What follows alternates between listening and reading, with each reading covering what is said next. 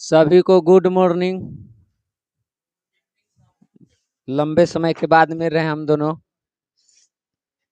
चलिए तो शांति रहिए, ध्यान दीजिए इधर अपने क्लास पे।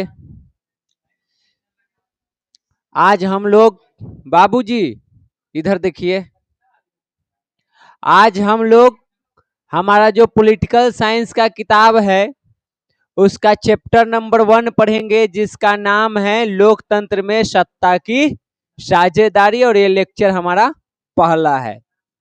ठीक है, पहले आप फालतू के जो भी कॉपी किताब हमको दिख रहा है उसको बंद करिए तो, और अपना अपना राजनीति की किताब निकालिए तो, और एक किताब मेरे पास यहाँ दे दीजिए तो, लाइए दीजिए।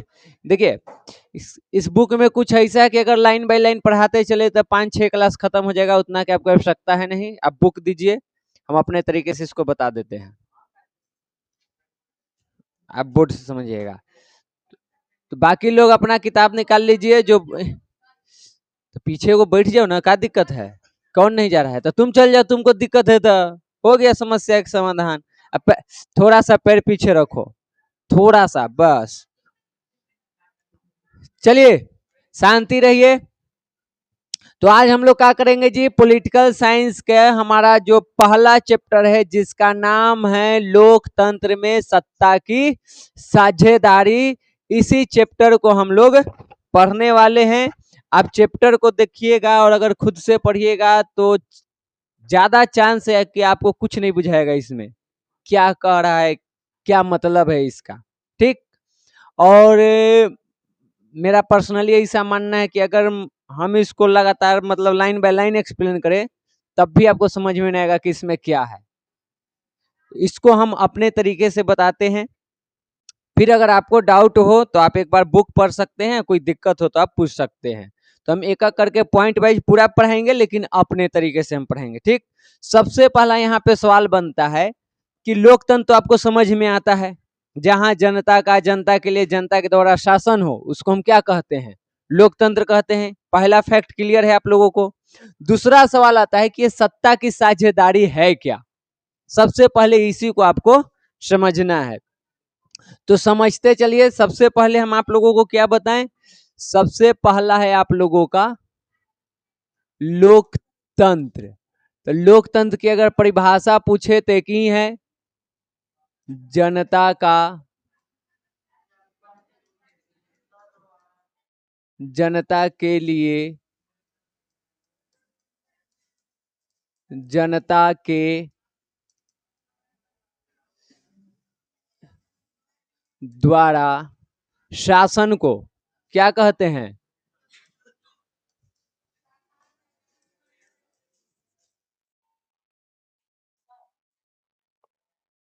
नहीं है, कहाँ है? नीचे है। ये बात क्लियर है। अगर ये पूछे कि ये बात कहा किसने है तो इसको कहा है अब्राहम लिंकन ने, जो अमेरिका के राष्ट्रपति थे, उन्हीं का ये कोटे है और यही सर्वमान्य है। तो पहला चीज आपको क्लियर हो गया चैप्टर के अनुसार। लोकतंत्र किसे कहते हैं? तो जहां जनता का, जनता के लिए जनता के द्वारा ही चुना हुआ शासन व्यवस्था होता है उसे हम कहते हैं लोकतंत्र। यानी कि लोकतंत्र में केंद्र में कौन होता है?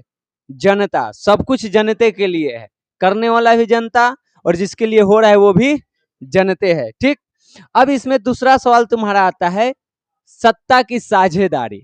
ये इंपॉर्टेंट है, पीछे वो सब पढ़े हो, ये नया चीज है। यहां से आप लोग इसको समझिए। सत्ता के साझेदारी के मतलब पहले समझो। सत्ता के साझेदारी का अर्थ होता है कि पावर में, शक्ति में साझेदारी करना, बंटवारा करना। एक लाइन में कहो तो जो शक्तियां हैं उसमें जब बंटवारा किया जाता है तो उसको हम कहते हैं सत्ता की साझेदारी। समझ गया? तो अगर इसको लिखना हो तो हम क्या लिखेंगे?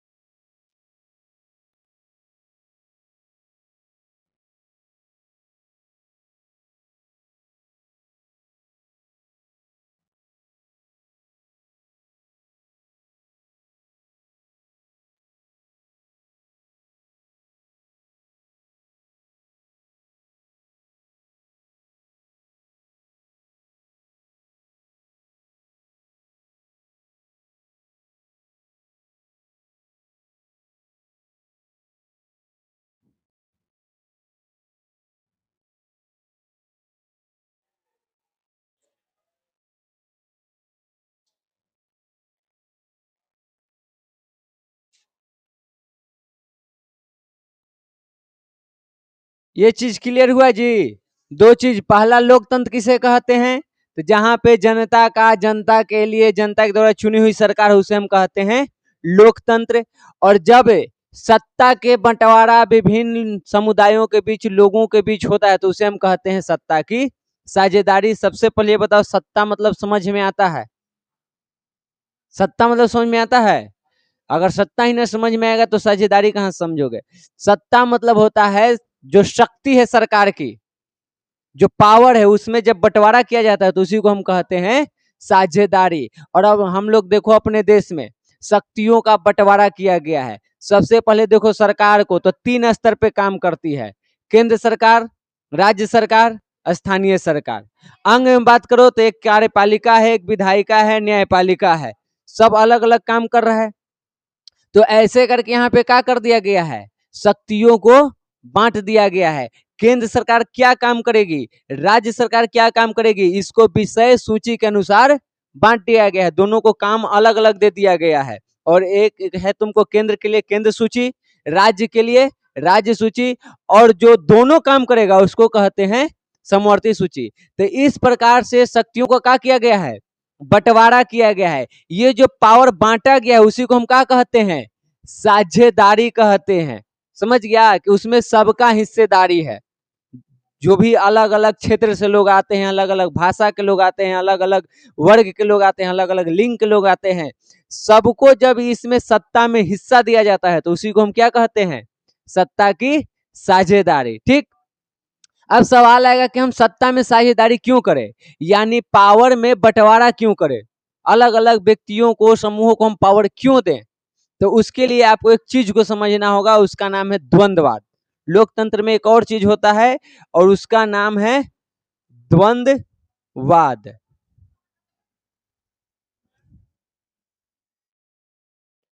द्वंद्ववाद।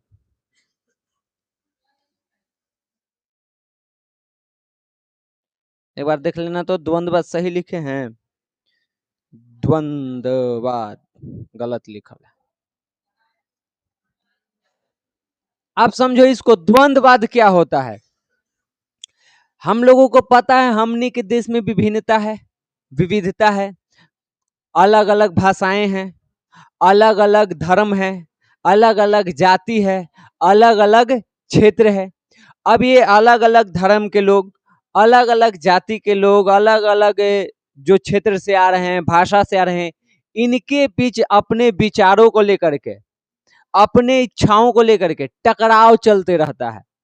और इसी टकराव को हम कहते हैं द्वंद्ववाद। जैसे यहाँ पे हिंदू मुस्लिम की लड़ाई चल रही है, हिंदू का अपना कुछ मानना है, वो चाह रहा है कि ये चीज बेहतर रहे, हम जो सोच रहे हैं वो मेरा विचार बेहतर हो। मुसलमानों का मानना है कि मेरा वाला बेहतर हो। उसके बाद यहाँ पे स्वर्ण और दलित के बीच संघर्ष चल रहा है। स्वर्णों का मानना है कि पुराने तरीके से शासन चले, दलितों का मानना है कि हमारा हक मिले, तो उनके विचारों का टकराव है। तो इस तरह से आप देखिएगा तो हर वर्ग में, हर क्षेत्र में, भाषा में क्या है, टकराव है। तो ये जो टकराव होता है इसी को हम क्या कहते हैं, द्वंद्ववाद कहते हैं। विभिन्न समुदायों या वर्गों के बीच या लोगों के बीच जो टकराव है उसी को हम क्या कहते हैं, द्वंद्ववाद कहते हैं। तो इसका अगर परिभाषा लिखना हो कि द्वंद्ववाद से आप क्या समझते हैं, लोकतंत्र में द्वंद्ववाद क्या है, तो यही बताना है आप लोगों को कि विभिन्न समुदायों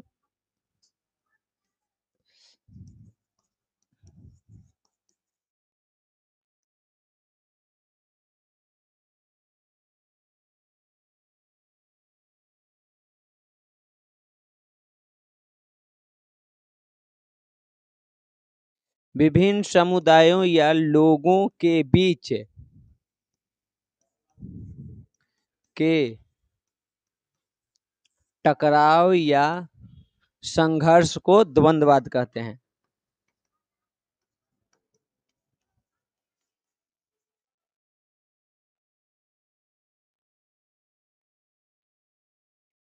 क्लियर ही बात जी, क्लियर हुआ ये चीजें। द्वंद्ववाद किसे कहते हैं, जब विभिन्न समुदाय या लोगों के बीच विचारों का टकराव होता है, उसमें संघर्ष होता है, तो उसी को हम क्या कहते हैं, द्वंद्ववाद कहते हैं। एग्जाम्पल के लिए आप ऐसे समझिए, आप अपने परिवार में 5 जन हैं, क्या पांचों के विचारधारा एक है? हर किसी का विचारधारा अलग अलग होगा। जैसे एग्जाम्पल में आप बुक में जाइएगा तो मिलेगा कि एक ही परिवार में 5 जन है, तो उसमें से कोई वकील बनना चाहता है, कोई शिक्षक बनना चाहता है, कोई किसान बनना चाहता होगा, कोई इंजीनियर बनना चाहता होगा। उसी परिवार में कोई है जो भगवान शिव को मानता होगा, कोई हनुमान जी को मानता होगा, कोई माता जी को मानता होगा। तो ऐसे करके देखो तो एक ही परिवार में लोगों की अपनी अपनी विचारधारा है। ठीक, ये विचारधारा जब तक अपने तक सीमित है, अपने आप में मान्य है, तब तक ठीक है। जब ये विचारधारा टकराने लगता है, यानी कि मान लो मेरा भाई है वो शिव जी के पूजा करता है, हम हनुमान जी के करते हैं, अब यहाँ पे हम दोनों अलग अलग भगवान की पूजा करें, इससे कोई दिक्कत नहीं है। लेकिन जब हम दोनों में इस बात की बहस छिड़ जाए कि शिव बड़े हैं कि हनुमान, तो वहां पे किसका जन्म होता है? द्वंद्ववाद के होता है। समझ गए? तो ऐसे करके यहाँ पे किसका जन्म होगा? द्वंद्ववाद के। अब है यही कारण, सवाल को समझो, पहले लोकतंत्र क्या है समझ गए, फिर है कि लोकतंत्र में हम सत्ता की साझेदारी क्यों करते हैं। तो सत्ता में साझेदारी का मुख्य कारण क्या है? द्वंद्ववाद है। अगर पूछे कि सत्ता की साझेदारी की आवश्यकता क्यों है, हम क्यों करते हैं साझेदारी, तो बताना है कि यहाँ पे जो विभिन्न समुदाय या वर्गों के बीच जो टकराव है, जो संघर्ष है, उसको कम करने के लिए या उसको पूर्णतः समाप्त करने के लिए किसकी जरूरत पड़ती है? सत्ता की साझेदारी। अब इसको थोड़ा बड़े स्तर पे समझो, हिंदू है, मुसलमान है, सिख है, ईसाई है, सबके अपने अपने विचारधारा है, सबके अपना धर्म प्यारा है, और सबको ही चाह रहा है कि मेरा धर्म ही सर्वोपरि हो, सर्वमान्य हो। अब इस बात को लेकर के इन सबके बीच टकराव होगा, तो ये टकराव खत्म कौन करेगा? तो जब साझेदारी करेंगे, यानी कि मुसलमानों का भी प्रतिनिधित्व करने वाला सरकार में हो, हिंदू का भी प्रतिनिधित्व करने वाला सरकार में हो, सिखों का भी हो, ईसाइयों का हो, तो जब लगेगा कि मुसलमान खतरे में है, ईसाई धर्म इस्लाम खतरे में है, तो जो प्रतिनिधित्व करने वहां गया है, जो उसका सरकार में चुन के गया है व्यक्ति, वो उसके विरुद्ध में आवाज उठाएगा, उसको सुरक्षा देगा और उस टकराव को कम करेगा या उसको समाप्त करेगा। जैसे ही हिंदू को लगेगा कि मेरा धर्म खतरे में आ रहा है, तो जो हिंदू नेता हैं वो क्या करेंगे? उसकी सुरक्षा करेंगे, उसके विरुद्ध आवाज उठाएंगे कि हिंदुओं को दबाया जा रहा है। सिखों के साथ होगा, उठाया जाएगा। उसी प्रकार आइए जाति में, तो विभिन्न जाति के लोग हैं, अब सभी जाति का अपना अपना विचारधारा है। कई बार एक का विचारधारा दूसरे के लिए नुकसानदेह हो जाता है, शोषण के कारण बन जाता है। तो उसका जब शोषण होगा तो वो अपने नेता को पकड़ेगा, जो उसका प्रतिनिधि है, जो सरकार में है, और वो सरकार के सामने सवाल को उठाएगा। जैसे मान लो स्वर्ण किसी दलित का, यानी ऊंचा वर्ग बोला, किसी नीचे वर्ग के व्यक्ति का शोषण कर रहा है, तो वो कहाँ अपनी बात रखे? तो सरकार के पास जाएगी। अरे सरकार में उसका आदमी रहता तो वहां पे वो अपना बात रखेगा। तो अगर सरकार को अपनी बात कहनी है तो उसके लिए आपका आदमी भी वहां पे होना चाहिए, आपका नेता भी होना चाहिए। और नेता कब मिलेगा? जब वहां पे सत्ता के बंटवारा किया जाएगा, सबको उसमें हिस्सा दिया जाएगा। अब मान लो सत्ता में कोई दलित वर्ग के व्यक्ति को आने ही नहीं दिया जाए, तो दलितों के साथ जब भेदभाव होगा, उनका शोषण होगा, तो वो किससे कहे? उसका तो कोई आदमी नहीं है, उसका तो शोषण होते चला जाएगा। उनका शोषण न हो, वो अपनी बात सरकार के सामने रख सके, इसके लिए उसके बीच का व्यक्ति सरकार में होनी चाहिए, सत्ता में होनी चाहिए, और इसीलिए सत्ता में साझेदारी करना आवश्यक होता है। इतना बात क्लियर हुआ? क्लियर है जी? लोकतंत्र का होता है, समझ गया। सत्ता में साझेदारी का होता है, तो जब हम शक्ति के बंटवारा करते हैं तो वो साझेदारी कहलाता है। हम साझेदारी क्यों करते हैं? तो ये जो सामाजिक टकराव है या धार्मिक टकराव या जो भी टकराव है, उन टकरावों को कम करने के लिए, उसको समाप्त करने के लिए, और उनके बीच सामंजस्य स्थापित, यानी कि भाईचारा स्थापित करने के लिए हमें सत्ता में साझेदारी की आवश्यकता होती है। तो अगर पूछे तुमसे कि सत्ता में साझेदारी की आवश्यकता क्यों है, तो उसमें आप लिखना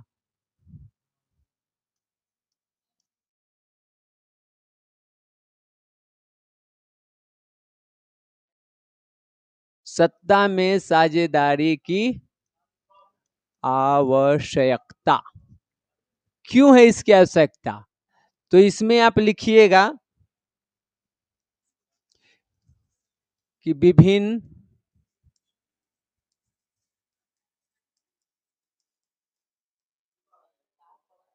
के ताश बनाने में लगल है।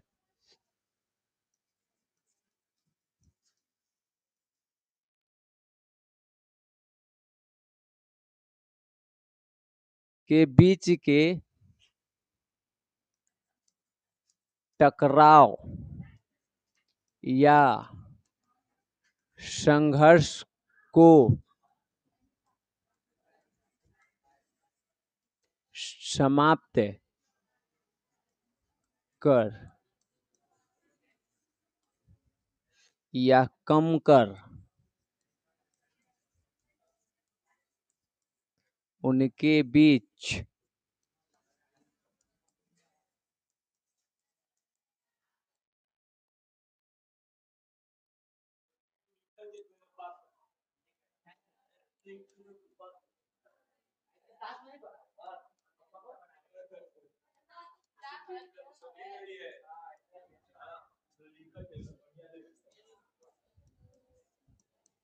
सत्ता में साझेदारी की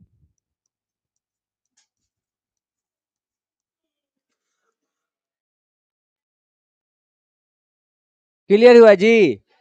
सत्ता में हम साझेदारी क्यों करेंगे? तो विभिन्न समुदायों या वर्गों के बीच जो टकराव या संघर्ष चल रहा है उसको पूर्णतः समाप्त करने के लिए या कम करने के लिए हमें सत्ता में साझेदारी की आवश्यकता पड़ती है। अब यहाँ पे एक सवाल और बनेगा, हम काहे टकराव कम करें? इस संघर्ष को हम क्यों कम करें? क्या जरूरी है? शोषण होने दो एक व्यक्ति का दूसरे द्वारा, क्यों करें? तो उसका वजह है लोकतंत्र। लोकतंत्र का मूल सिद्धांत होता है समानता, कि सबको एक समान माना जाएगा। स्वतंत्रता, सबको ही स्वतंत्र होगा। और अगर एक व्यक्ति दूसरे का शोषण कर रहा है, एक वर्ग दूसरे का शोषण कर रहा है, तो क्या दूसरा व्यक्ति स्वतंत्र है? वो समान है? तो क्या फिर हम कहेंगे कि उस देश में लोकतंत्र है? तो अगर आपको कहना है कि वह देश लोकतांत्रिक है तो वहां पे समानता होनी चाहिए, स्वतंत्रता होनी चाहिए। और अगर समानता और स्वतंत्रता चाहिए तो उसके लिए चाहिए कि एक वर्ग दूसरे का शोषण न करे। और अगर आप चाह रहे हैं कि एक वर्ग दूसरे का शोषण न करे तो इसके लिए जरूरी है कि आप क्या करिए? सत्ता में साझेदारी करिए। अगर सत्ता में साझेदारी न करे तो इसका परिणाम क्या होगा? तो इसका परिणाम बबुआ भयानक होता है। भयानक में ये मामला जो है सिर्फ हमारे देश का नहीं है, दूसरे देशों का ही है, दूसरे देशों का भी है। एक एक करके समझो। यहां से बिहार से और यूपी से बहुत सारे लोग बाहर दूसरे राज्यों में काम करने जाते हैं और सबसे ज्यादा जाते हैं मुंबई में, महाराष्ट्र में। और मुंबई में बिहार और यूपी वालों को गाली दिया जाता है, उनको बिहारी कह के पीटा जाता है इस बात पे कि आप दूसरे राज्य के आकर के यहाँ पे बस गए हैं, यहाँ पे काम करते हैं, जिसके वजह से हमारा इनकम घट गया है। तो ये क्षेत्रवाद की निशानी है। ठीक, जब एक क्षेत्र के व्यक्ति दूसरे क्षेत्र के व्यक्ति से नफरत करता है, उसको मारता पीटता है, तो उसको हम कहते हैं क्षेत्रवाद। ठीक, कि क्षेत्र के अनुसार उसको मारा जाता है। वहां पे जाति धर्म ये सब कुछ मायने नहीं रखता है। आप बिहारी हैं, काहे हैं, आपको बेइज्जत किया जाएगा, मारा जाएगा, पीटा जाएगा। इसी घटनाएं कई बार होती रहती है। या किसी दूसरे राज्य में चला जाए एग्जाम वगैरह ये सब देने, तो हमेशा सुनते हैं कि छात्रों को मारा पीटा जाता है कि बिहारी आ गया है। तो ये भेदभाव होता है। वो भेदभाव न हो उसके लिए हमें साझेदारी की आवश्यकता पड़ती है। समझ गया? यहाँ पे एक चीज और मिलेगा, खास करके बुक में जाइएगा तो मुंबई के बारे में, कि मुंबई में बहुत सारे बिहारी काम कर रहे हैं। ठीक, और बिहारी का वहां पे बड़का ऑफिसर बने हुए हैं, बड़ा बिजनेसमैन है। छोटा मोटा काम करते हैं, फैक्ट्री में मजदूर के काम कर रहे हैं, तो कोई ठेला लगाए हुए है, नली साफ कर रहा है, कोई आपको स्त्री वगैरह वाला काम है वो कर रहा है। ये सब छोटे मोटे काम करवा के, चाय के टपरी लगा के उनकी छोटी छोटी आवश्यकताओं की पूर्ति करता है। अगर ये लोग हट जाएं तो उनकी इन आवश्यकताओं की पूर्ति नहीं हो पाएगी। ये उसका योगदान है बिहारियों का या यूपी वालों का, लेकिन वो उन लोगों को समझ में नहीं आता है। दूसरी चीज, हमारे बिहार में या यूपी में जितने भी हम लोग काम कर रहे हैं, हम लोग अपना पैसा कहाँ जमा करते हैं? बैंक में। और बैंक का पैसा जाता है कर्ज में, बिजनेसमैन कर्ज लेता है। बिजनेसमैन कहाँ के है? मुंबई के है, या बाकी के राज्यों का भी है, लेकिन चैप्टर के अनुसार चले तो मुंबई के है। अब मुंबई वाला हमारे पैसे को ही वो कर्ज के रूप में लिया है, बिजनेस क्या है, और उस पैसे से फायदा कमा के हम पे ही रौब जमा रहा है। क्या ये सही चीज है? इसमें एक चीज आपको मिलेगा, एमबीबीआई क्वेश्चन बनता है कि यहाँ से इतना पैसा सब ले गया कर्ज के रूप में और इतना कमाया कि आज मुंबई को क्या कहा जाता है? वित्तीय राजधानी कहा जाता है। यही याद रखना है, ठीक ना? जहां बुक में है इसको अंडरलाइन कर लो कि भारत की वित्तीय राजधानी किसको कहते हैं? तो मुंबई को कहा जाता है। समझ गया? तो अगर आप चाहते हैं कि देश में लोकतंत्र बना रहे, एकता रहे, समानता रहे, तो क्या करना पड़ेगा? ये जो टकराव है क्षेत्र के नाम पर या भाषा के नाम पर, धर्म के नाम पर, उसको क्या करना पड़ेगा? समाप्त करना पड़ेगा। तभी आपका लोकतंत्र कायम रह सकता है। और अगर आपको समाप्त करना है या इसके बीच तालमेल बिठाना है, सामंजस्य स्थापित करना है, तो उसके लिए आपको क्या करना पड़ेगा? सत्ता में बंटवारा करना पड़ेगा, ताकि उनके हक के लिए बात करने वाला कोई हो। समझ गया? वित्तीय मतलब रुपया पैसा वाला। सबसे ज्यादा काम कहाँ होता है? मुंबई में होता है। समझ गया? तो यहाँ से ऑब्जेक्टिव पूछता है कि भारत की वित्तीय राजधानी किसे कहते हैं? तो वो है मुंबई। ये तुम लोगों को याद रखना है। ये क्लियर? अब देखो, हमारे देश में तो सत्ता के बंटवारा कर दिया गया है और बेहतरीन तरीके से किया गया है। इतना बांटा गया है कि कोई एक स्वतंत्र नहीं है और शक्तिशाली नहीं है। हर स्टेप पर देखो तो सत्ता के बंटवारा है। आप देखिए तो सरकार के 3 स्तर, केंद्र सरकार, राज्य सरकार और स्थानीय सरकार, सबकी अपनी अपनी शक्तियां हैं। एक सरकार दूसरे वाले में हस्तक्षेप नहीं करता है, कुछ विशेष मामलों को छोड़ के सब अपना अपना काम कर रहा है। फिर उन सरकारों को अंग में बांटा गया कि एक कार्यपालिका होगा, एक विधायिका, एक न्यायपालिका।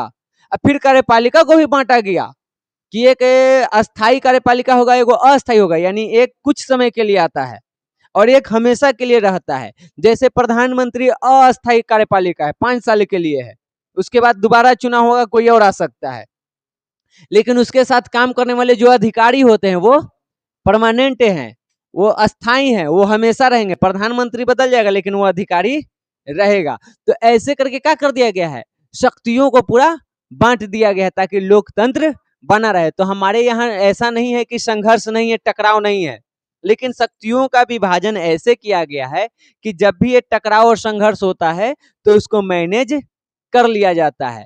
कुछ देशों को हम लोग देखेंगे जहां पे टकराव को लेकर के, ये जो विचारधारा है उसको लेकर के टकराव हुआ, वहां के सरकार मामले को समझी, सत्ता में साझेदारी की और उसको टूटने से, उस देश को टूटने से बचा लिया। और कुछ ऐसे देश हैं जो इसको नजरअंदाज किया और उसका परिणाम ये हुआ कि या तो वहां पे गृह युद्ध हो गया या वहां पे बंटवारा हो गया, यानी देश 2 भागों में टूट गया।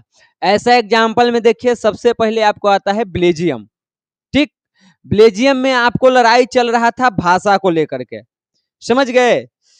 बेल्जियम में कौन चीज की लड़ाई चल रहा है? भाषा को लेकर के। एक बार देख लेने दो, वही है ना? हाँ, बेल्जियम में। ठीक, भाषा को लेकर के लड़ाई चला था। अब कैसे चला था वो हम फिर आपको चित्र के माध्यम से समझाएंगे, पहले ये समझिए।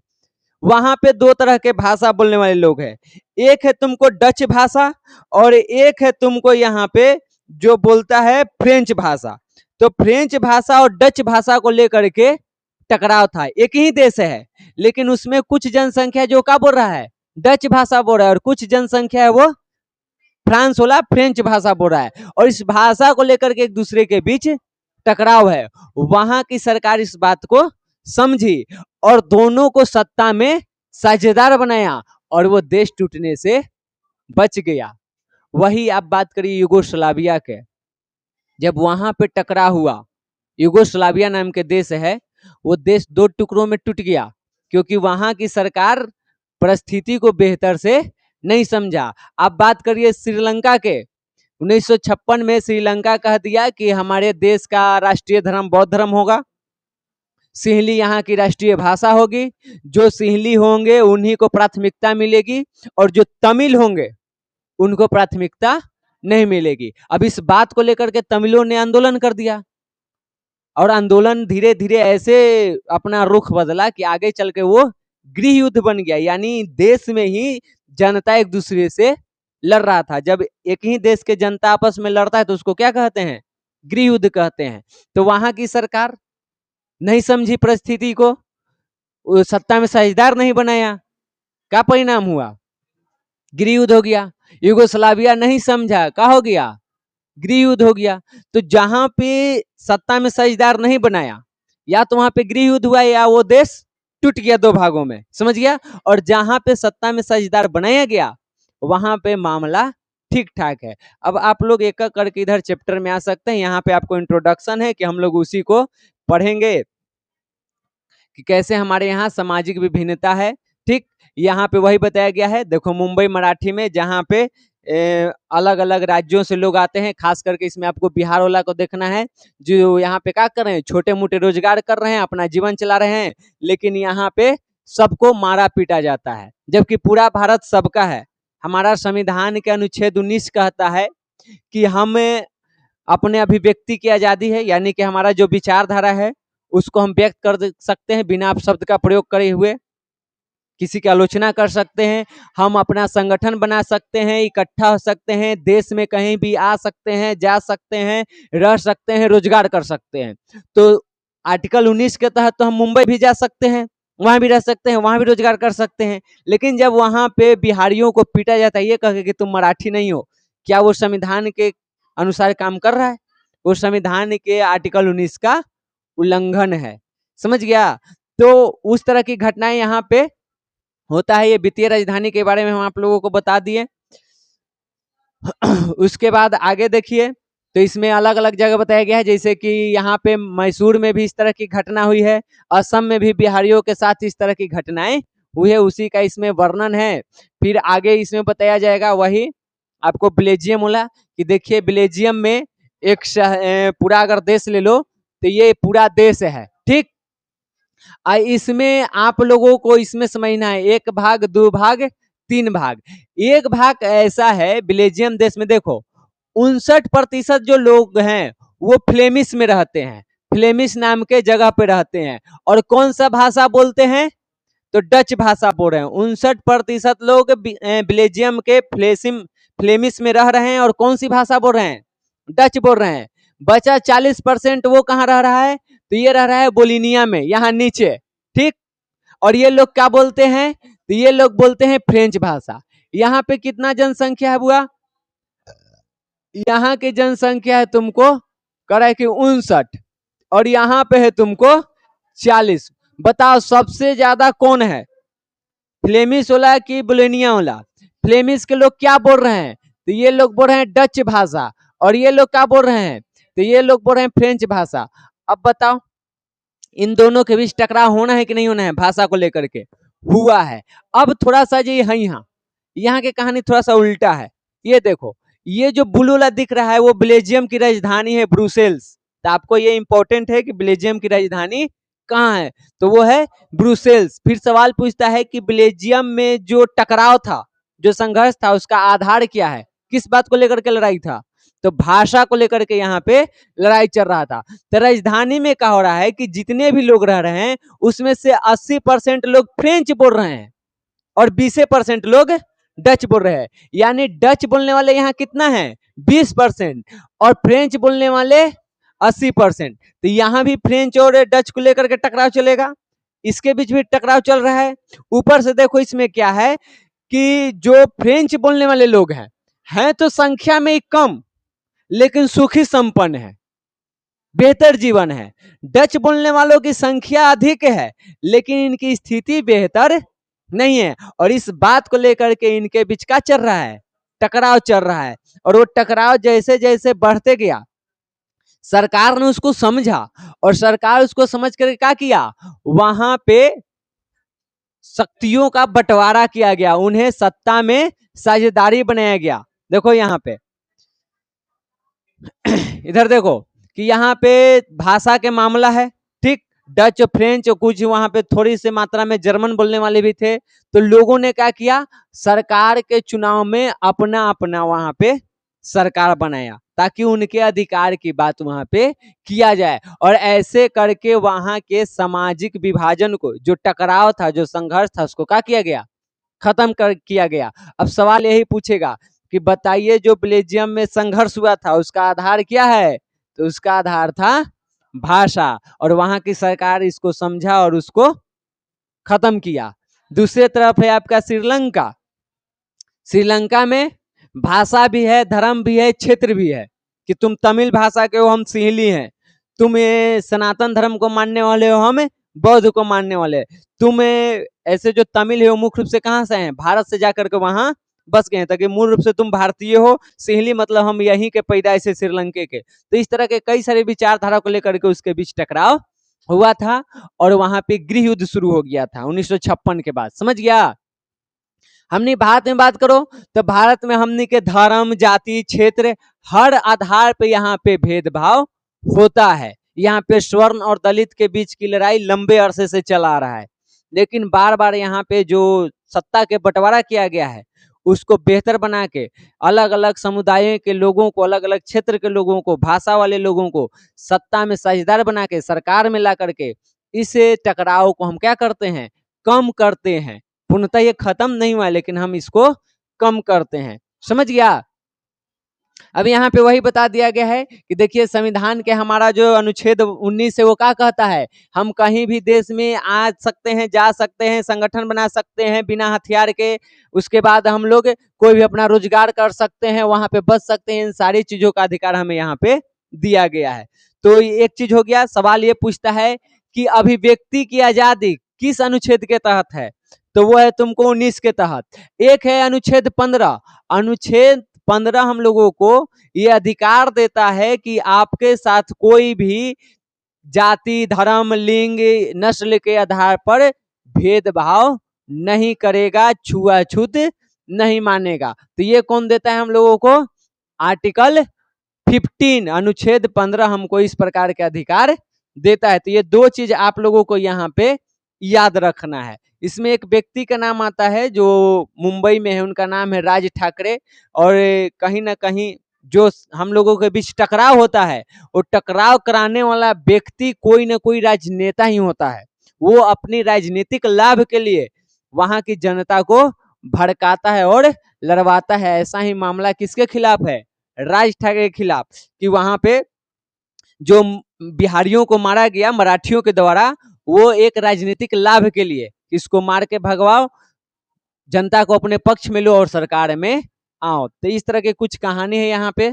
समझ गया। तो 15 वाला तुमको बता ही दिए, तो ये इसमें और ज्यादा तुमको कुछ इंपॉर्टेंट है नहीं।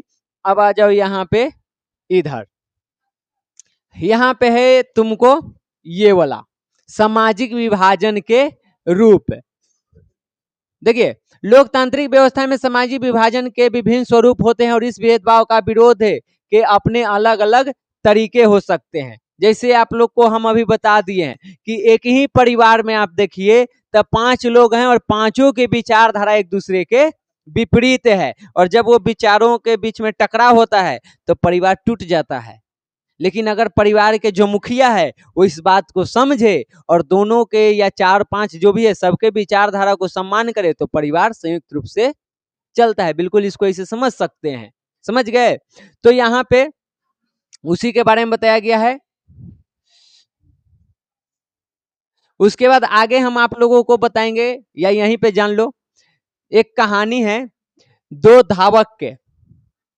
हुआ ये था कि 200 मीटर के ओलंपिक गेम हुआ था, दौड़ वाला गेम, जानते हो ओलंपिक है, पूरे विश्व भर के देश उसमें भाग लेते हैं और उसमें जो जीतता है उसको गोल्ड मेडल से सम्मानित किया जाता है। तो 1968 में ये खेल हुआ और इस खेल में 200 मीटर के जो दौड़ हुआ था उसमें जीतने वाले व्यक्ति का नाम है टॉमी स्मिथ और जॉन कार्लो। ये 2 व्यक्ति इस रेस को जीता और जीतने के बाद इन लोगों ने क्या किया, वहां पे विरोध किया एक चीज का, और वो है रंग भेद। अमेरिका में रंग भेद चलता है, यानी काला और गोरा। कालों के साथ बिल्कुल वैसे ही वहां व्यवहार किया जाता है जैसे हमारे यहाँ जो दलित समाज के लोग हैं उनके साथ, जो नीचे कास्ट में आते हैं उनके साथ जैसे दुर्व्यवहार किया जाता है ना, वहां पे किया जाता है कालों के साथ। ठीक, और इस बात से ये लोग परेशान थे और उसी का यहाँ पे वो आवाज उठाए थे, क्योंकि पूरे विश्व का वहां पे देश आया हुआ है, बड़े बड़े देश शामिल हैं। अब वो अगर वहां पे आवाज उठाएगा तो सीधे वो मामला का बन जाएगा अंतरराष्ट्रीय, पूरा विश्व में उसकी चर्चा होने लगेगी कि आज के समय में भी कैसे अमेरिका में ये घटनाएं घट रही है। तो ये लोग वहां पे एक सवाल उठाए थे। तो यहाँ से हमें ये पता चलता है कि ये जो मामला है भेदभाव वाला, टकराव वाला, वो सिर्फ भारत का नहीं है, ये अमेरिका में भी है, श्रीलंका में भी है, बेल्जियम में भी है, युगोस्लाविया में भी है, आयरलैंड में भी है। लगभग विश्व के सभी देश में किसी न किसी प्रकार के भेदभाव है और उसके वजह से वहां पे संघर्ष और टकराव होते रहता है। अब बस फर्क इतने हैं कि अगर वहां की सरकार सही है तो उन मामलों को वो सुधार लेती है, अगर सरकार सही ना हो तो मामला गया। और एक चीज और कहा जाता है कि लोकतंत्र में द्वंद्व होना चाहिए, संघर्ष होना चाहिए। संघर्ष वो चीज है, टकराव वो चीज है, एक सीढ़ी है जिसपे चढ़ के लोकतंत्र अपनी सफलता तक पहुंचेगा। जितना लोकतंत्र आपसी टकराव और संघर्षों को खत्म करेगा, समाप्त करेगा, कम करेगा, उतना ही लोकतंत्र को सफल माना जाता है। लोकतंत्र लाया ही गया है इसलिए ताकि सब एक समान हो। तो एक समान कब होगा? जब टकराव खत्म हो गया, इसका मतलब सब एक समान है। अगर टकराव हो रहा है तो सब एक समान नहीं है। तो जितना टकराव होगा उतना ही वो लोकतंत्र के लिए चैलेंज होता है, और जितना वो उसको कम करता है उतना ही लोकतंत्र को सफल माना जाता है कि लोकतंत्र सफल है। समझ गया? तो आगे आइए, यहाँ पे वही घटना है, तुमको देखो श्रीलंका में भाषा क्षेत्र शब्द था क्योंकि वहां पे 1956 में ये घटनाएं घट गई थी। अब थोड़ा सा हम लोग इधर देख लेते हैं, ये चीज विविधता और भेदभाव, कैसे इसका जन्म होता है, कैसे विविधता आता है और कैसे भेदभाव आता है, और फिर कैसे वो टकराव में बदलता है। अब देखो हम लोग इसके बारे में जानेंगे, लेकिन उसके पहले ये बताओ, क्या किसी व्यक्ति के ये हाथ में है कि वो किस जाति में जन्म लेगा, किस भाषा बोलने वाले परिवार में जन्म लेगा, किस क्षेत्र में जन्म लेगा? ये किसी के हाथ में नहीं है, ये तो प्राकृतिक है। यानी ये जो विविधता होता है ये दो प्रकार के होता है। ठीक, विविधता मतलब होता है हम जो अलग अलग होते हैं वो चीज। तो विविधता होता है तुमको दो प्रकार के। ठीक, एक होता है तुमको प्राकृतिक, जो हमारे हाथ में नहीं है, और एक होता है हमारे इच्छा अनुसार। अब प्राकृतिक में देखो जैसे क्या होगा, जैसे हम लोग कहाँ जन्म लेंगे, किस क्षेत्र में, क्या ये हमारे हाथ में है? हम किस जाति में जन्म लेंगे, क्या ये हमारे हाथ में है? हम किस लिंग में जन्म लेंगे, क्या हमारे हाथ में है? कि हम लड़का होंगे कि लड़की होंगे, ये मेरे हाथ में नहीं है। हम गरीब घर में जन्म लेंगे कि अमीर घर में लेंगे, ये हमारे हाथ में नहीं है। लेकिन एक कुछ चीजें जो हमारे हाथ में है, जैसे हम कौन सा रोजगार करेंगे, यानी आगे चल करके हम कौन सा पेशा चुनेंगे, ये मेरे अधिकार में है। हम किस ईश्वर को मानेंगे, ये हमारे हाथ में है। ठीक, इस तरह के कई सारी चीजें हैं जो हमारे हाथ में है। ठीक, हम अपने जीवन में क्या बनना चाहते हैं, हम किस विचारधारा को चुनना चाहते हैं, हम ईश्वर को मानेंगे या न मानेंगे, वो किसके हाथ में है? मेरे हाथ में है। लेकिन हम लड़का में जन्म लेंगे कि लड़की में, ये मेरे हाथ में नहीं था। तो इस तरह से देखो तो विविधता जो है वो दो तरह के है, एक है तुमको प्राकृतिक जो प्रकृति ने बनाया है, और एक है तुमको खुद तुम्हारा इच्छा जो तुम अपने इच्छा से चुने हो। अब ये दोनों में से कोई खराब नहीं है, विविधता खराब नहीं होता है। ठीक, तब तक जब तक इसमें एक अपने आप को दूसरे से बेहतर न मानने लगे। समझ गया? नहीं समझ में आ रहा है? विविधता मतलब होता है अंतर। अब देखो यहाँ पे इधर बच्चा बैठा हुआ है, इधर लड़की बैठी हुई है, क्या तुम अपने इच्छा से बच्चा लड़का में जन्म लिया है? करिया मुंह होगा कि गोड़ मुंह होगा, बानर नियर लगेगा कि आदमी नियर लगेगा, सुंदर लगेगा कि बकलोल लगेगा, तुम्हारे हाथ में था? नहीं था। इधर वाले में भी क्या इन लोगों के हाथ में था? नहीं था। लेकिन एक चीज इन लोगों के हाथ में है, किसको तुम मानोगे, तुम अपने जीवन में क्या करना चाहते हो, वो तुम्हारे हाथ में है। तो एक तरह से देखो तो विविधता खराब नहीं है। तुम लोगों का अपना विचारधारा है, अपनी सोच है, अपना एक समुदाय है, तुम लोग पुरुष हो, ये लोग महिला है। क्या इस बात को लेकर के अभी यहाँ पर कोई दिक्कत है? कोई दिक्कत नहीं है। लेकिन जब पुरुष तुम लोग ये सोचने लगोगे कि हम तो लड़कियों से बेहतर हैं, और लड़कियां ये सोचने लगेगी कि हम तो इन लोगों से बेहतर हैं, तो तुम खुद को बेहतर बनाना चाहोगे, ये खुद को, और इस बात को लेकर के तुम दोनों के बीच होगा टकराव, और वही टकराव आगे चल के किसका जन्म देगा? भेदभाव के, नफरत फैलेगा। तुम कहे वो लड़की है, ये कहे वो लड़का है, और यहाँ पे कहीं ना कहीं एक नकारात्मक विचारधारा आएगा तुम्हारे मन में, और वो होता है समाज के लिए हानिकारक। विविधता समाज के लिए हानिकारक नहीं है, वो तो समाज की खूबसूरती है। बिल्कुल वैसे जैसे हम एक कपड़ा लेते हैं या एक तस्वीर खरीदते हैं, तो उसमें अलग अलग रंग, हम यहाँ पे अलग अलग कलर से लिख रहे हैं। क्यों लिख रहे हैं? ताकि उसकी खूबसूरती बढ़े, देखने में अच्छा लगे। उसी प्रकार समाज में जो विविधता होता है वो उसकी खूबसूरती होती है। लेकिन इसमें पीला वाला कहने लगे उजला वाला से कि हम तुमसे बेहतर हैं, और उजला कहे पीला वाला से कि हम तुमसे बेहतर हैं, तो ये दोनों के बीच जो ये टकराव होगा वही हमारे लिए नुकसान दे होता है। और जब ये टकराव होता है तो उसी को कम करता है सत्ता में साझेदारी। वो दोनों को बराबर के हक देता है कि तू भी महत्वपूर्ण है और तू भी महत्वपूर्ण है, इसलिए टकराव बंद करो। समझ गया? तो यहाँ पे तुमको वही बताया गया है कि देखो, जैसे ही यहाँ पे कि कौन से जाति में होंगे, कौन से समुदाय में होंगे, ये हमारे हाथ में नहीं होता है। हम जिस जाति में, जिस समुदाय में जन्म लेते हैं, हम ऑटोमेटिक उसका मान लिए जाते हैं।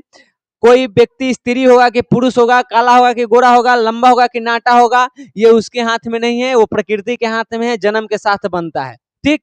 और इस तरह के सामाजिक विभाजन जन्म आधारित सामाजिक विभाजन कहलाते हैं। जब इस आधार पर हम लोगों के साथ भेदभाव करने लगते हैं कि तू तो करिया है, तू गोरा है, तू मोटा है, तू पतला है, हम स्मार्ट है, तू डल है, इस प्रकार से जब हम भेदभाव करते हैं और उसके कारण जो समाज में विभाजन होता है, तो उसको हम क्या कहते हैं? जन्म आधारित सामाजिक विभाजन। ये हमारे हाथ में नहीं था, ये हमको जन्म से मिला है। तो जन्म के आधार पर जब तुम्हारे साथ भेदभाव किया जाए कि तुम्हारा लड़की में जन्म हुआ, तुम्हारा लड़का में, तो उसको कौन सा विभाजन कहते हैं? सामाजिक, जन्म आधारित सामाजिक विभाजन कहते हैं। और कुछ चीज ऐसे होते हैं जो हमारे हाथ में होते हैं, जैसे कि यहाँ पे देखो दिया गया है, हम कौन से धर्म को मानेंगे। हम जन्म लिए भले हिंदू में, लेकिन हमको हिंदू नहीं पसंद है, हम बौद्ध अपना लिए, वो मेरे हाथ में है। ठीक। या हम किसी ईश्वर को नहीं मानेंगे, हम नास्तिक बनेंगे, मेरे हाथ में है। हम धर्म में है तो हम शिव को मानेंगे कि शक्ति को मानेंगे, देवी को, या हम विष्णु को मानेंगे, ये भी किसके हाथ में है? मेरे हाथ में है। हम कौन सा रोजगार करेंगे, ये किसके हाथ में है? मेरे हाथ में है। ठीक। तो इस तरह के जो चीज होता है, तो इसमें भी एक तुमको विभाजन का रूप है। ठीक। क्लियर हुआ ये चीजें? ये भी तुम्हारा क्या है? एक विभाजन का ही स्वरूप है। लेकिन एगो तुमको जन्म आधारित है और एक तुम्हारे इच्छा अनुसार है, तुम अपने अनुसार उसको बदले हो। काहे ओकरा कर रहा है रे? क्लियर हुआ ये चीजें? अब देखिए, सामाजिक विभिन्नता और सामाजिक विभाजन में अंतर अभी हम आप लोगों को इसके बारे में बता दिए। देखो, सामाजिक विभिन्नता समाज की खूबसूरती होती है, जबकि सामाजिक विभाजन समाज के लिए एक श्राप होता है। समझ गया? अगर एक समाज में अलग अलग समुदाय के लोग रह रहे हैं, अलग अलग विचारधारा के लोग रह रहे हैं, अलग अलग रंग रूप लिंग के लोग रह रहे हैं, तो ये समाज की खूबसूरती है। अब एक इमेजिन करो कि एक ऐसा गांव है जहां पे मान लो सिर्फ पुरुष है, और सब पुरुष सेम हाइट के है, सेम कलर के है, सेम कपड़ा पहन ले, सेम सोच के है। क्या उसकी कोई खूबसूरती है? उसका कोई मतलब है? वो ब्लैक एंड व्हाइट है, कोई मतलब के नहीं है, बेकार है, वहां जाने का क्या फायदा? लेकिन एक समाज ऐसा जहाँ पे स्त्री भी है, पुरुष भी है, मोटा भी है, पतला भी है, लंबा भी है, नाटा भी है, कोई नास्तिक भी है, कोई आस्तिक भी है, कोई इस धर्म के, कोई इस धर्म के, तो वो रंग बिरंगा खूबसूरती है, वो अच्छा चीज है, वो समाज में होनी चाहिए। तो सामाजिक विभिन्नता तो समाज की खूबसूरती है, लेकिन इस आधार पे जब एक को सर्वोपरि और दूसरे को कमजोर माना जाता है तो वो किसका रूप लेता है? सामाजिक विभाजन का। और जब वो लंबे समय तक चलते जाता है ना, वो टकराव और संघर्ष, तब जाके सामाजिक विभाजन होता है। जैसे मान लो समाज में महिला भी है, पुरुष भी है, खूबसूरती है समाज की विभिन्नता में। अब पुरुष हमेशा अपने आप को सर्वोपरि मान रहा है, महिलाओं का शोषण कर रहा है, महिलाएं उसको सहते जा रही है, सहते जा रही है, बार बार आवाज उठा रही है, लेकिन उसकी आवाज को कोई सुनने वाला नहीं है, दबा दिया जा रहा है। तो संघर्ष बढ़ते बढ़ते बढ़ते एक दिन इतना बड़ा हो जाएगा, वो नफरत इतना फैल जाएगा कि तुम्हारा जो समाज है वो दो भागों में बढ़ जाएगा। एक बन जाएगा उधर पुरुषों का समाज, एक बन जाएगा इधर महिलाओं का समाज। और ये समाज के लिए क्या हो जाएगा? श्राप हो जाएगा, हानिकारक हो जाएगा। जब किसी का लगातार शोषण होता है, किसी समुदाय का, किसी वर्ग का लगातार शोषण होते जाता है और उस पर कार्रवाई नहीं की जाती है, उसका समाधान नहीं निकाला जाता है, तो वही किसका रूप ले लेता है? विभाजन का। यानी विभिन्नता बढ़िया चीज है, लेकिन जब विभिन्नता के आधार पर भेदभाव किया जाता है, वो भेदभाव लंबे समय तक चलता है, तो किसका रूप लेता है? विभाजन का रूप ले लेता है। समझ गए?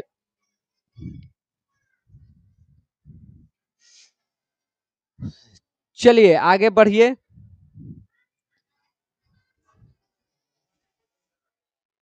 ये सब धर्म वगैरह तो हम आप लोगों को बता दिए, जाति लिंग रंग भी आपको हम बता दिए। कई बार देखो ऐसा भी होता है, टकराव कई तरह के होते हैं। जैसे एक टकराव देखो, अभी इस क्लास में सब कोई हिंदू है, कोई दूसरे धर्म का नहीं है, लेकिन अगर इसमें कोई दूसरे धर्म के रहता तो आपके और उसके बीच धर्म के नाम पे टकराव होता कि हम हिंदू हैं, वो किसी और धर्म का है, तो इस बात का टकराव होता। अब क्या हिंदुओं के बीच कोई टकराव नहीं है? तो हिंदू के बीच टकराव है, किस बात को लेकर के? हम स्वर्ण में आते हैं, तुम दलित में आते हो, हम ऊंचे वर्ग के हैं, तुम नीचे वर्ग के हो। और टकराव का होगा हिंदू में ही कि हम फलाने क्षेत्र से आते हैं, हम पटना के हैं, तुम आरा के हो, ये भी टकराव हो सकता है।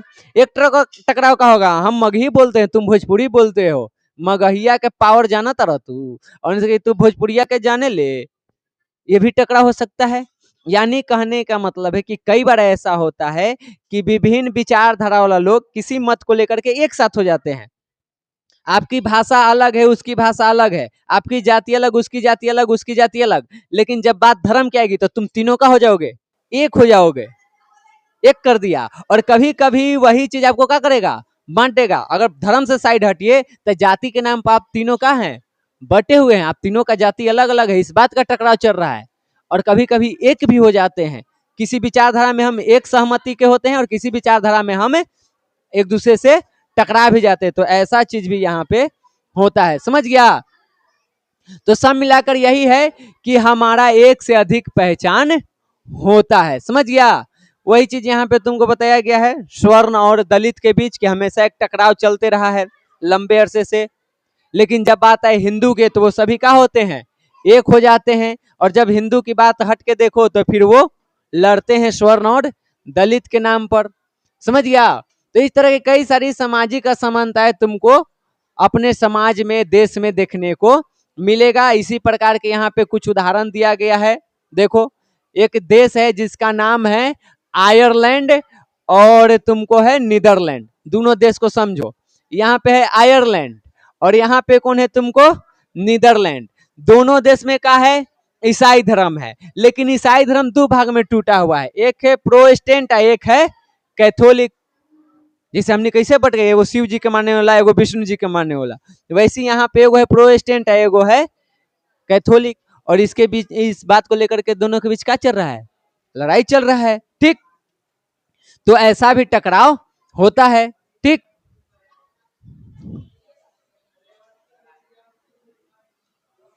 तो देखो आयरलैंड में बताया गया है कि वहां पे समानता है। दो देश बता रहे हैं, एक आयरलैंड और एक नीदरलैंड। आयरलैंड में वर्ग और धर्म के बीच समानता है, कोई टकराव की बात नहीं है। वही बात करो हम लोग नीदरलैंड के, तो वहां पे दोनों में अमीर गरीब को लेकर के लड़ाई चल रहा है कि वो अमीर है वो गरीब है, और टकराव चल रहा है। एक ही धर्म के है लेकिन अलग अलग विचारधारा के कारण इनके बीच लड़ाई चल रहा है। तो ऐसे लड़ाई भी चलता है, देखो मार काट भी चलते रहता है वहां पे, समझ गया। आगे आइए, ये आप लोगों को हम बताते हैं कि टकराव और सामंजस्य लोकतंत्र की सीढ़ी है, जिसपे चल करके लोकतंत्र सफल होता है। माना जाता है कि वो कितना सफल हुआ है। अगर वो टकरावों को कम कर देता है तो उसको माना जाता है कि वो सफल है। अगर वो टकरावों को कम नहीं किया तो माना जाता है कि वो असफल है। समझ गया, तो ये क्लियर हो गया। और इसमें आगे बढ़िए,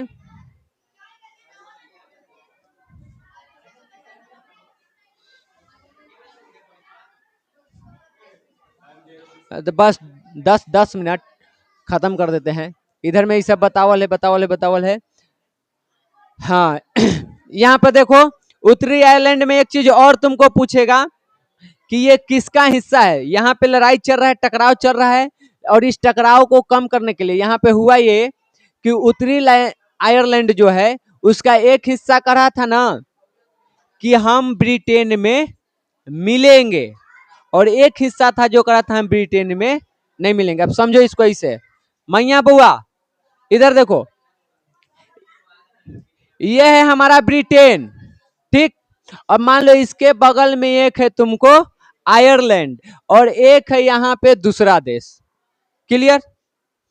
अब मान लो यहाँ पे है तुमको, अभी बुक में हम देखेंगे कौन है, मान लो यहाँ पे कैथोलिक है, और इसको बांट दो ऐसे, यहाँ पे भी कौन है, कैथोलिक है, इधर प्रोटेस्टेंट है, और इधर भी प्रोटेस्टेंट है।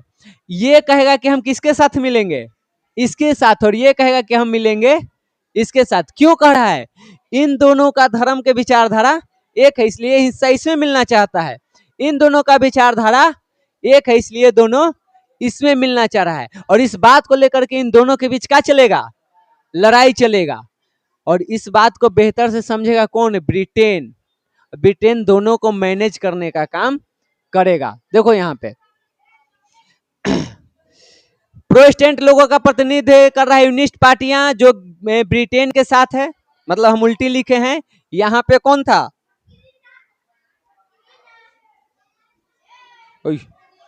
यहाँ पे है प्रोटेस्टेंट और यहाँ पे है कैथोलिक, ऐसे करके, समझ गया। इधर कौन है, प्रोटेस्टेंट। तो जो यहाँ के प्रोटेस्टेंट है वो इससे मिलना चाहते हैं, और जो कैथोलिक है वो उससे मिलना चाह रहे हैं। तो ऐसे करके इनके बीच क्या चल रहा है, टकराव चल रहा है, ठीक ना। और लड़ाई ऐसा जो हिंसक घटना भी घट रहा है, यानी मार भी हो रहा है, हत्याएं भी हो रही है, ठीक।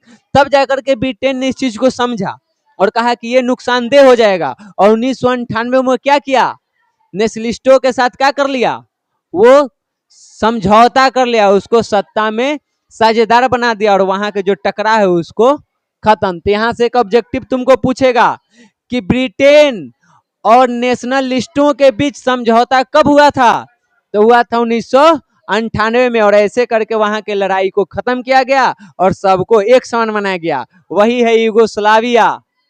यूगोस्लाविया के जो सरकार है वो इस बात को नहीं समझा, उसे सत्ता में साझेदार नहीं बनाया, और यूगोस्लाविया कई टुकड़ों में बट गया। तो सवाल ये भी पूछता है कि कौन धर्म के आधार पर कई टुकड़ों में बट गया था, तो यूगोस्लाविया कई टुकड़ों में बट गया है, समझ गया। तो इस तरह से हम अगर पूरे कहानी को पढ़ें तो हम यही देखते हैं कि दुनिया के चाहे हम किसी भी देश में चले जाएं, हर देश में किसी न किसी प्रकार के सामाजिक टकराव, भेदभाव, संघर्ष है। अब उसमें बस इतने ही कि जो उसको समझ लिया और जनता को सत्ता में साझेदार बना दिया, वहां पे वो टकराव खत्म, लोकतंत्र काम कर रहा है। जहां पे नहीं किया वहां पे विखंडन हो रहा है, गृह युद्ध हो रहा है, हिंसात्मक घटनाएं घट रही है। तो इसमें आप लोगों को बस इतना ही जानना था। अब इसमें है कि सामाजिक विभाजन को निर्धारित करने वाले 3 चीज होते हैं। समाज में विभाजन होगा कि नहीं होगा, ये 3 चीजों पे डिपेंड करता है। पहला चीज, हम लोगों का अपना अपना एक पहचान है। हम भारतीय हैं, भारतीय के साथ हम बिहारी भी हैं, बिहारी के साथ हम हिंदू भी हैं, हिंदू के साथ हम अपना एक जाति के भी हैं। जब हमारे जाति वाले किसी व्यक्ति को गाली गलौज दिया जाएगा हमको बुरा लगेगा, हमारे धर्म वाले किसी को बोला जाएगा बुरा लगेगा, हमारे राज्य वाले को किसी को गाली दिया जाएगा बुरा लगेगा, और उस बात पे टकराव हो सकता है। तो पहला चीज ये होता है कि हमारे अंदर राष्ट्रीय चेतना तो है ही कि हम भारतीय हैं, भारतीय के साथ और क्या है, हमारा एक अपना अलग पहचान भी है कि हम फलाने राज्य के, फलाने जिले के, फलाने भाषा, फलाने धर्म, फलाने जाति के हैं। ठीक, तो इस आधार पे भी यहाँ पे एक चीज होता है, टकराव होता है। अगर ये चीज कम हो जाए तो समाज में विभाजन नहीं होगा। समझ गया? उसके बाद देखिए,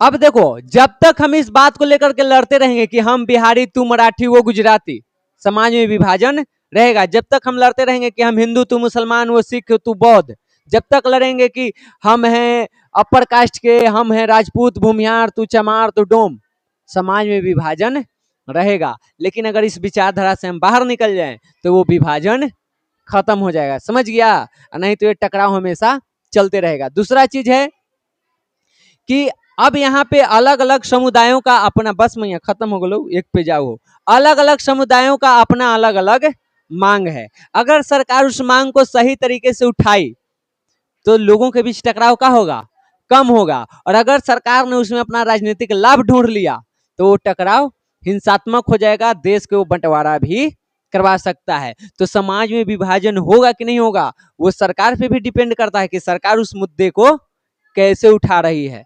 समझ गया? अगर सरकार, जैसे मान लो यहाँ पे दलितों को दबाया गया है, ठीक, तो सरकार से मांग किया गया कि हमको आरक्षण दो, हम आगे बढ़ेंगे। अब आरक्षण देवे तो स्वर्ण जाति उसके विरुद्ध में हो जाएगा कि हमारा नुकसान है।